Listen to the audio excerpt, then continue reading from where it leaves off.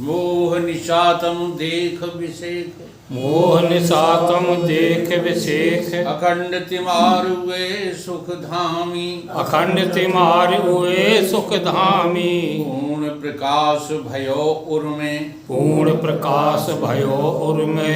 Him द्वैत गयो लख एक ललामी, हिम द्वैत गयो लख एक ललामी। सद्गुण कुंज खिले मन मानस, सद्गुण कुंज खिले मन मानस। कर्म उलूक दुरे भोगामी, कर्म उलूक दुरे भवगामी। आत्म रूप विराज रहे, आत्म रूप विराज रहे। गुरुदेव को बारंबार नमामि, गुरुदेव को बारंबार नमामि। गुरुदेव को बारंबार नमामि। गुरुदेव को बारंबार नमामि। ब्रह्मचर्य व्रतेषु अखंड धृति, ब्रह्मचर्य व्रतेषु अखंड धृति। सुकृति सन्मार्ग किए जिन तय, सुकृति सन्मार्ग किए जिन तय। प्रकृति से परे विकृति को हरे, प्रकृति से परे विकृति को हरे। संसति संताप किए जिन क्षय, संसति संताप किए जिन क्षय। जगती में जितेंद्र करी जागृति, जगती में जितेंद्र करी जागृति। निर्मल सद ज्ञान दियो निर्भय, निर्मल सद ज्ञान दियो निर्भय। श्रोता समाज सभी बोलो, श्रोता समाज सभी बोलो। श्री सतगुरुदेव भगवान की जय, श्री सतगुरुदेव भगवान की जय। श्री सतगुरुदेव भगवान की, श्री सतगुरुदेव भगवान की जय।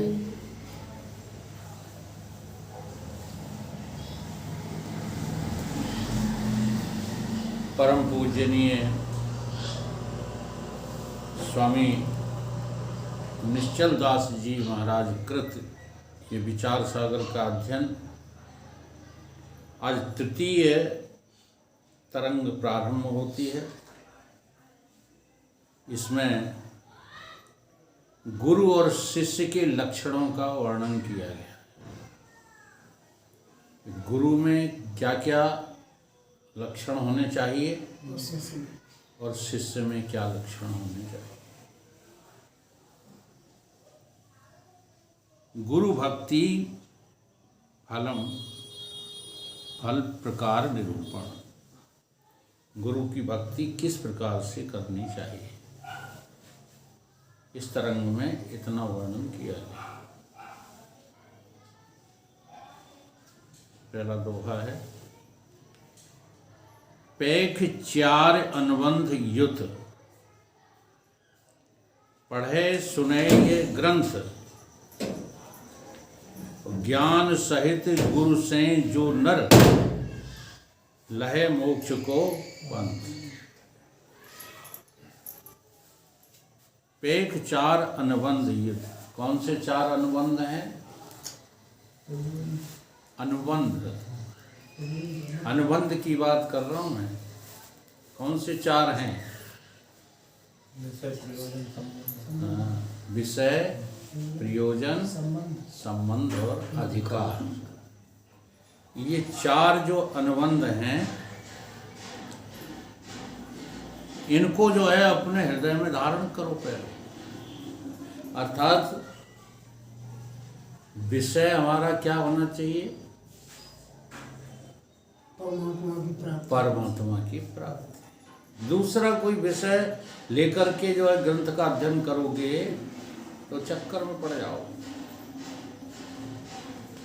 प्रयोजन क्या होना चाहिए? परमात्मा की प्राप्ति। संबंध आपका किससे? संबंध आपका परमात्मा से ही है। अगर जान नहीं पा रहे हो तो कम से कम मान तो लो। अधिकांश लोग ये बातें करते रहते हैं कि परमात्मा से संबंध जो है जोड़ के रखो, तो तुम्हारा परमात्मा से संबंध मान लो तुम्हारी दृष्टि में जुड़ा हुआ है, ठीक है, कैसे भी समझते हो, तो प्रश्न ये खड़ा करो कि संबंध आपका परमात्मा से माना हुआ है या जाना हुआ है, और जगत से आपका संबंध माना हुआ है या जाना हुआ है। ये अनुभव का विषय है। इसी से आप जो है चतुष्टय अनुबंध साधन को धारण कर पाएंगे। तो विचार कीजिए।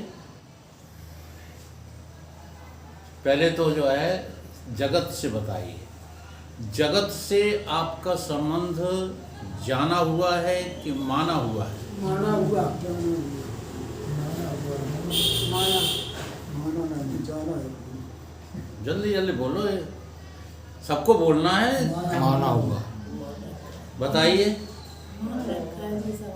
बोलो जगदीश। जगत से आपका संबंध माना हुआ है या जाना हुआ है? अब यार चुपचाप ना रहो, जो आपका अनुभव है उसको कहो। हमें तो सत्य ही जान पड़ता है, इसलिए हाँ, तो क्या शब्द इस्तेमाल करोगे? जाना हुआ कहेंगे। जाना हुआ। जगत से आपका संबंध माना हुआ नहीं है महाराज। माना हुआ ईश्वर से है, परमात्मा से। और ईश्वर से तुम्हारा संबंध है, वो माना हुआ है, जाना हुआ नहीं है। कैसे? इसको स्पष्ट कर लो। उसको जानने में अभी तक आया ही नहीं। आप जब भी जो है किसी कार्य के लिए चलते हो जगत के, हैं, तो मान के चलते हो कि जान के चलते हो? चलो उदाहरण अपना ही लेते हैं, गैर के उदाहरण क्यों लो? बिटिया बीमार हो गई, ये तुम जानते थे कि मानते थे? जान की गई। तो जान करके संबंध जुड़ा हुआ है कि मान करके?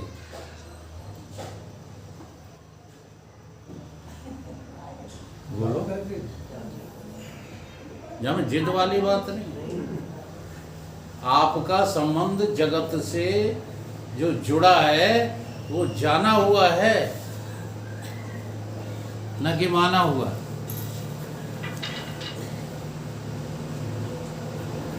और परमात्मा से माना हुआ है, मान रखा है परमात्मा कोई है।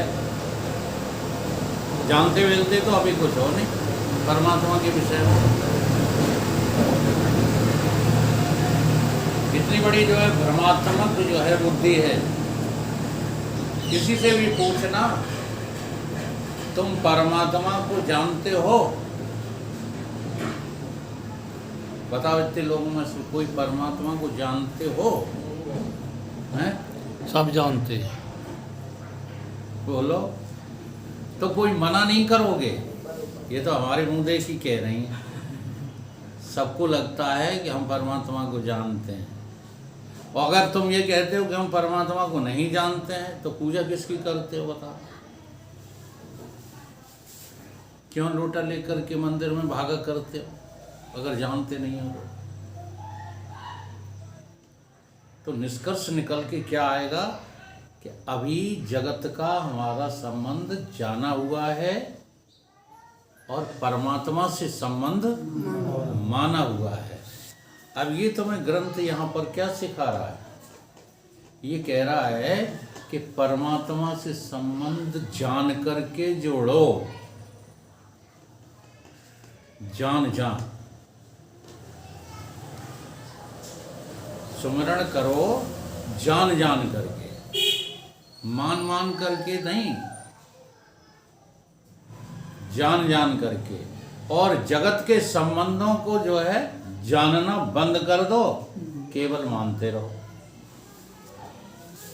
चमत्कार हो जाएगा तुम्हारी जिंदगी में। मानने के लिए मना नहीं है।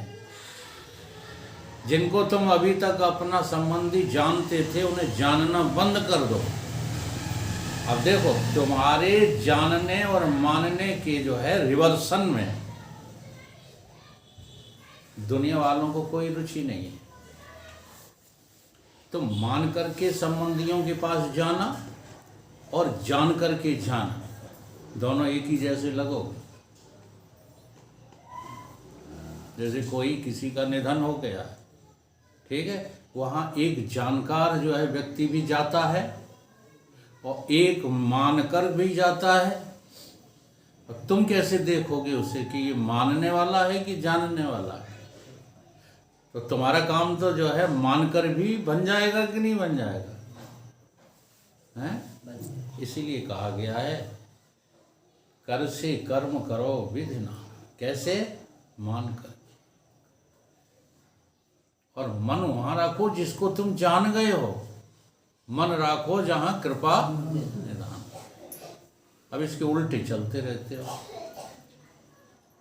जगत को तो तुम जान करके व्यवहार करते हो।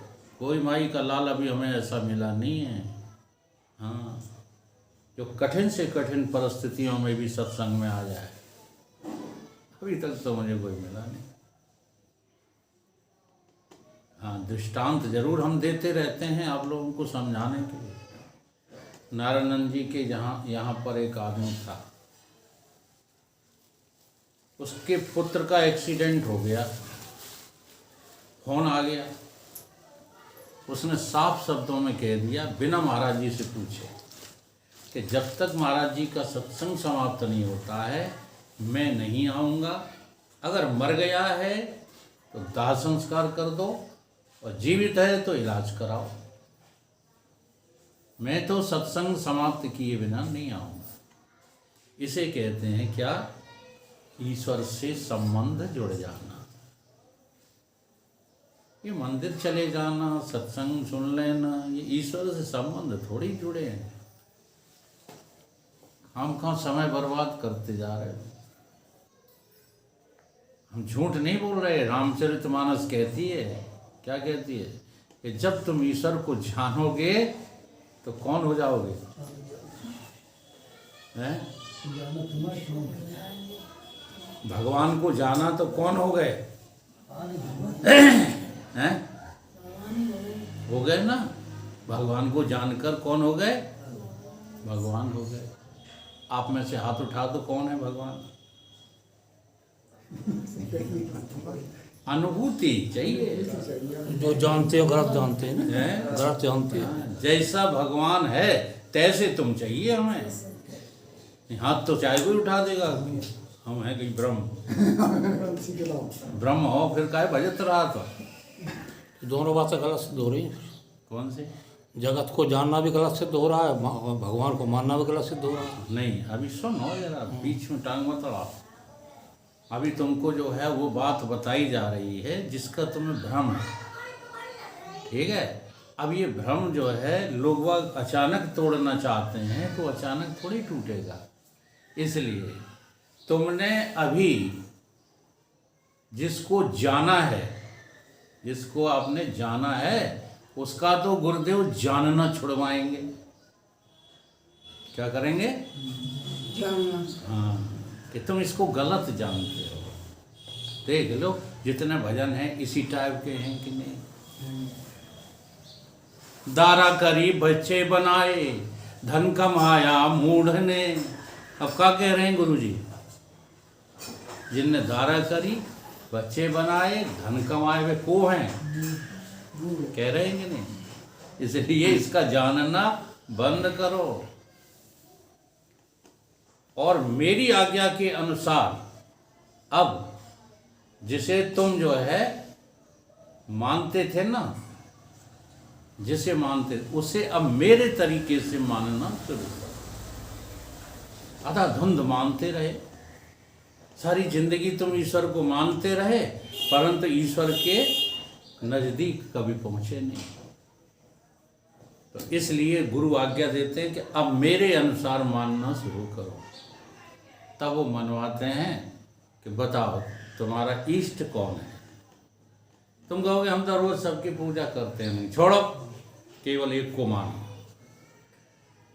अब गुरुदेव मानना प्रारंभ करवाएंगे अपने अनुसार, और मान के जब तुम सुधरते जाओगे तब कहेंगे मानने से कुछ नहीं होता। अब तुम मेरे वाक्यों के द्वारा उस ईश्वर को जानो। ये रहस्य है। इसलिए सारे जगत की जो है बात न मानो, गुरु की बात मानो। इसलिए तो कहा जाता है, क्योंकि गुरु तुम्हें मनवा के जनवाना चाहते हैं, है ना। और तुम जान जान करके संसार को अपना माने बैठे हो, अपना है तो नहीं। इसलिए संसार से तुम्हारा 3 कालों में कोई संबंध न था, न है, न कभी होगा। परमात्मा से तुम्हारा हमेशा से संबंध है, पहले भी था, अब भी है, आगे भी रहेगा। लेकिन बिन जाने होए न परती। तो 4 अनुबंध हैं। ये मैंने संबंध के विषय में जो है इतनी बात की। संबंध, प्रयोजन, विषय और अधिकार। अब आपका अधिकार भी किसमें है? लोग घर में मर जाते हैं, तुम नौकरियां तलाशने लगते हो। बेटे को खुशी होती है बाप के मरने पे, क्योंकि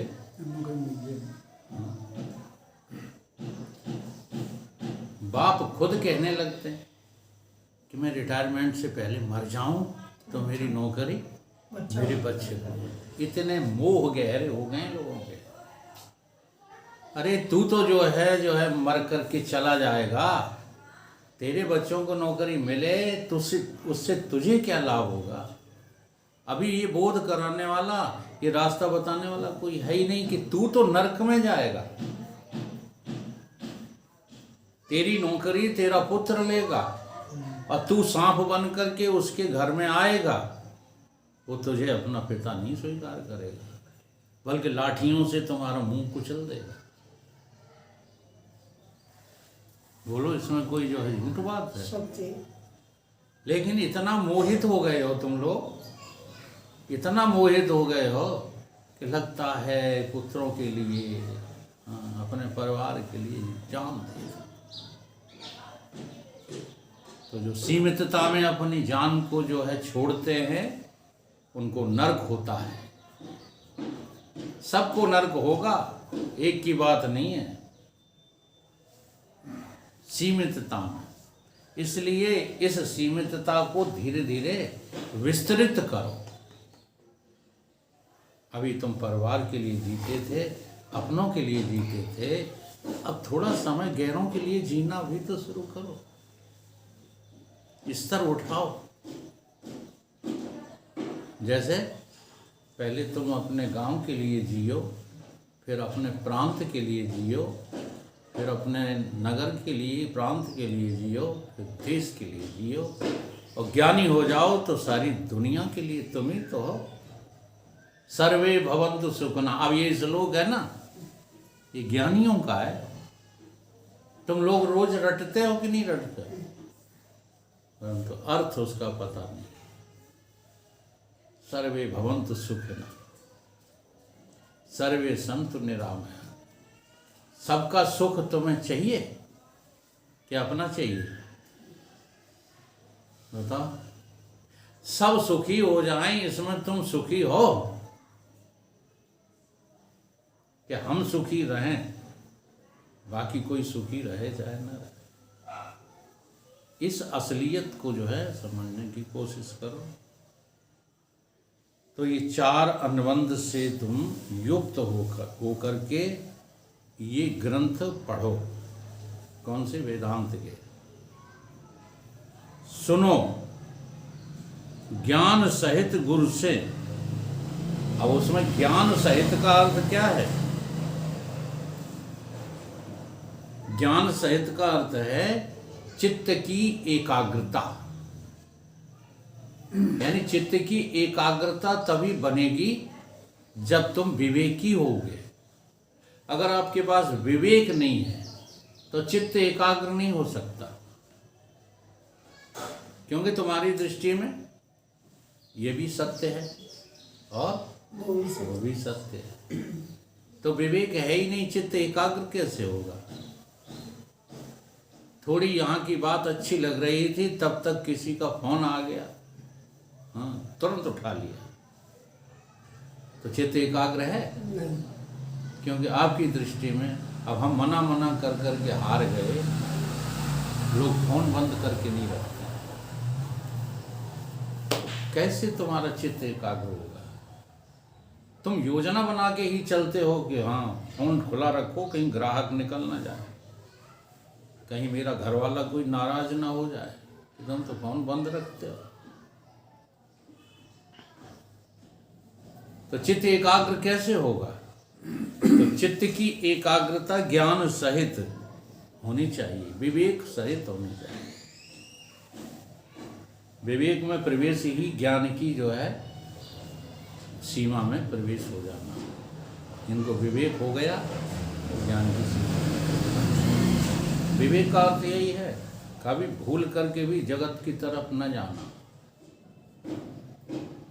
हम तो रोज उदाहरण देते हैं, एक तरफ जगत है, एक तरफ सत्संग है। महत्वपूर्ण से महत्वपूर्ण जगत का कार्य हो, क्या तुम सत्संग के लिए छोड़ सकते हो? अगर छोड़ सकते हो तो तुम्हें विवेक हो गया। यही तो विवेक की परिभाषा है कि दो पदार्थ हैं, एक नासी है, एक अविनाशी है। तुम नासी के कितने भी साथ चले जाना, मिलने जुलने वाला कुछ नहीं। और अविनाशी के साथ जब से तुम प्रारंभ करोगे तभी से मिलना शुरू हो जाएगा। तो ये है विवेक। तो विवेक सहित गुरु से जो नर ये सुनते हैं वो मोक्ष को प्राप्त हो जाते हैं। उन्हें क्या मिल जाता है? मोक्ष का रास्ता मिल जाता है।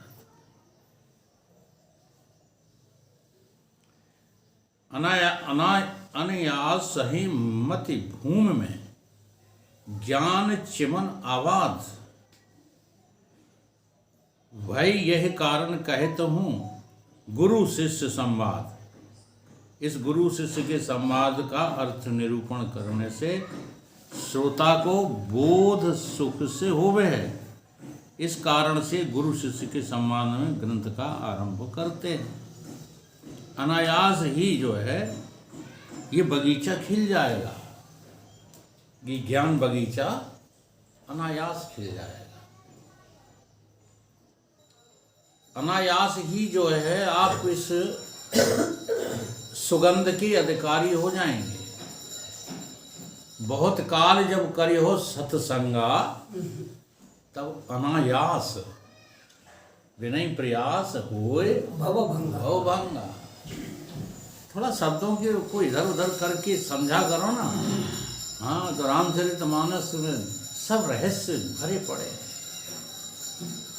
बहुत काल जब करे हो सत्संगा, जब सत्य में तुम मन लगाओगे बहुत समय तक, हाँ, तब जो है आपको अनायास ही इस जगत से वैराग हो जाएगा। गुरु के लक्षण, गुरु के क्या लक्षण हैं? वेद अर्थ को भले ही पिछाने, आत्म ब्रह्म रूप एक जाने, भेद पंच की बुद्धि नसावे, अद्वय अमल ब्रह्म दर्शावे, भव मिथ्या मृग तृषा समाना, अनुलव इम भाखत नहीं आना, सो गुरुदे अद्भुत उपदेशा, छेदक सिखा न लुंचित केसा। वेद के अर्थ को भली प्रकार से जो जानते हैं, हाँ, एक तो वेद के अर्थ को जानते हैं। अब वेद के अर्थ को कौन जानते हैं? जितने भी विद्वान हैं सब जानते हैं वेद के अर्थ को। सारे विद्वान जो है भारतवर्ष में घूम रहे सब जानते हैं, लेकिन भली प्रकार से कौन जानता है? भली प्रकार से वेद के अर्थ को जानने वाला।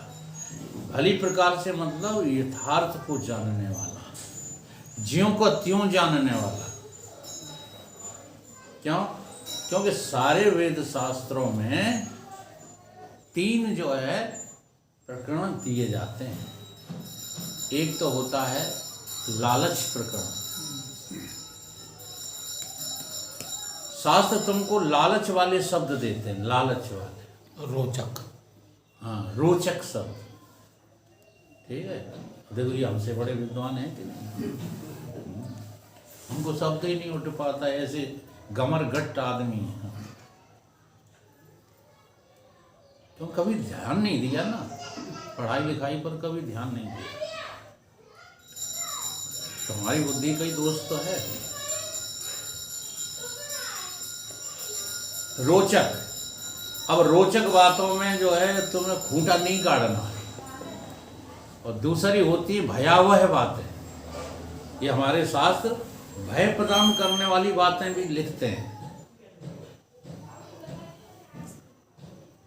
और तीसरी बात है वो यथार्थ बात है। तो यहाँ पर जो कहा जा रहा है कि वेद अर्थ को भले ही पिछाने, भली भांति वेद के अर्थ को कौन जानते हैं? जो यथार्थ को पकड़ते हैं। जो लालच वाली बातों को पकड़ते हैं वो नहीं, हाँ, रोचक वाली बातों को पकड़ते हैं वो नहीं। अब जैसे ये तुम्हारा भीड़ इकट्ठी कर रहा है, क्या नाम है इसका? धीरेन्द्र शास्त्री। ये भली भांत नहीं जानता वेद के अर्थ को। या जितने भी जो है ये कूदने वाले, प्रवचन करने वाले, ये भली भांत वेद के अर्थ को नहीं जानते। ये इतने अभिमानी हैं कि किसी को बोलने नहीं देते।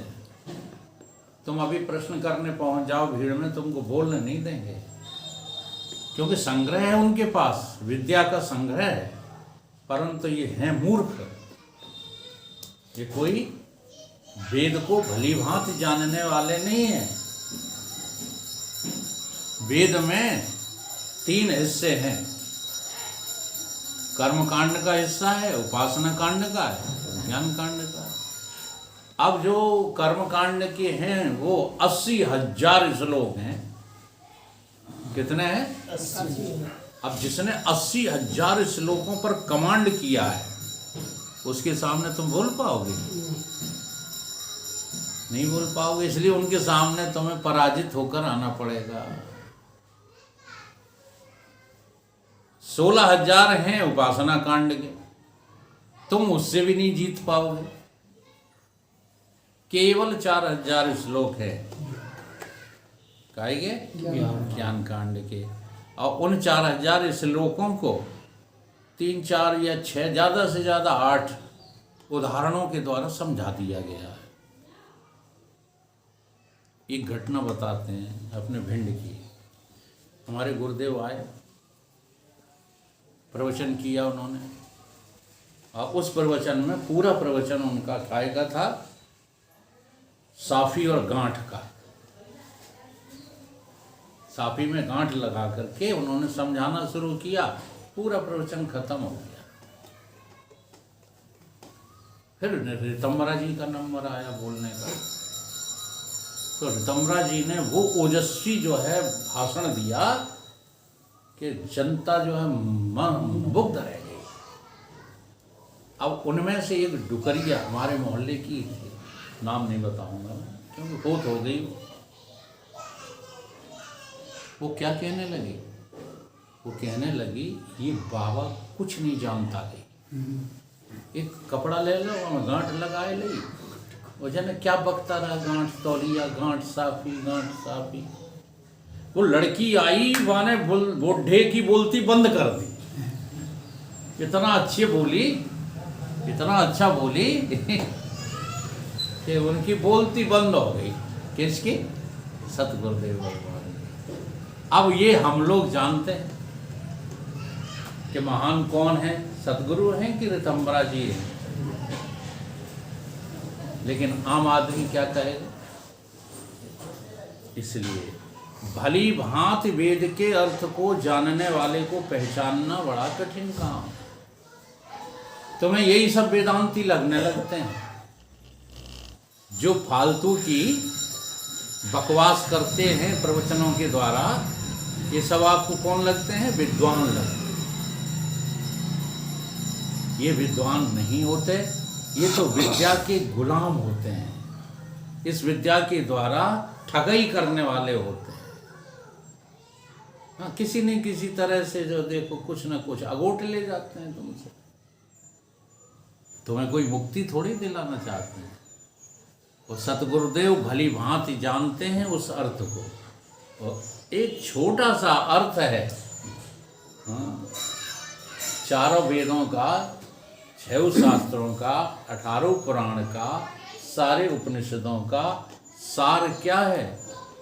ब्रह्म सत्यम जगत, इतना सा सार। अब इतनी बात कोई नहीं जनवाता, और जाने क्या क्या जनवाने में लगे पड़े। तुम जो हो वो आत्मा हो, शरीर नहीं हो, इस जनवाने पे जोर देना बस। उसी का नाम है कौन? सद्गुरु। तो वेद अर्थ को भले भले पिछाने भली भांति जानते हैं। आत्म ब्रह्म रूप एक